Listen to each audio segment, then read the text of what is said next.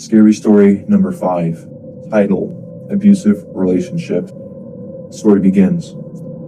I'm in my 20s and I haven't dated a whole lot, which gets annoying because I get asked the same questions like, do I have a girlfriend or why don't you have one? Sometimes they'll ask me if I'm gay, and no, I'm not gay.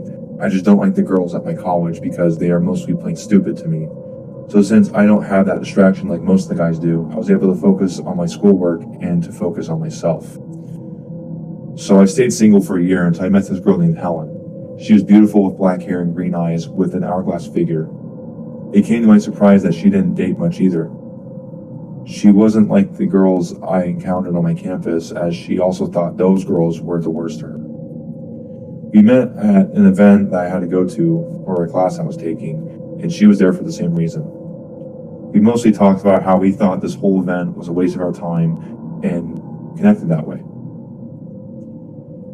We then started to go on dates, and I started to like this girl, and that is when we became official.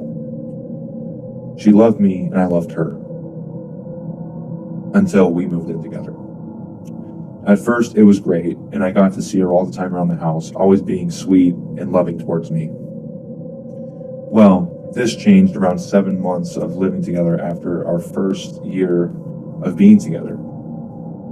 And I started to see a change in her attitude towards me. We got into fights, and we would have to sleep in separate rooms because the things we fought about were pretty bad.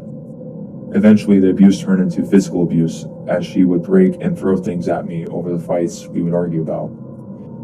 I know what you're probably asking. Why didn't you leave the situation? My answer to that is she threatened to kill herself if I did leave her. So I had to put up with all the nasty things that she had to say about me, and how, if it weren't for her, I would have been a single loser who was going to die alone. I couldn't do anything about this because if I did, she would play the victim and gaslight me, making me look like the villain in the relationship. I didn't want to tell anyone because I thought no one would care or believe me, so why even bother? The physical abuse started to become more violent as Helen stabbed my hand with a fork on one occasion. She would also punch me until I had a black eye or a bloody nose. I had to go to the hospital for the fork in my hand, and I had to lie about how it happened because Helen told me to. But one night, she attempted to suffocate me with a trash bag over my head while she was cutting me with a box cutter that reached around my chest and abdomen.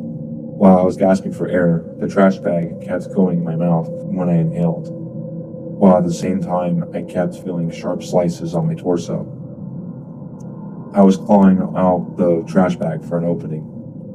Since Helen was behind me, I headbutted her and she let go, and I was able to remove the trash bag off my head. You did this to me, as she was pointing to her nose, while the blood was going down her mouth into her teeth. Now that I hit her, it was over for me, since now, she can say that I abused her. That is when she ran out of the house screaming outside, saying, "He hit me, somebody help." Someone heard Helen, and the guy who witnessed her was confused and didn't know what was going on. The guy went to Helen and asked if she was okay. Then he came after me, telling me not to lay hands on her while he was in my face, grabbing my neck. The guy noticed I was bleeding in the areas where Helen stabbed me, and he could see them clearly because I was shirtless. Making him pause for a moment, and then he realized he was defending the wrong person. So that is when he called the cops, and luckily Helen was placed under arrest for domestic violence and attempted second-degree murder.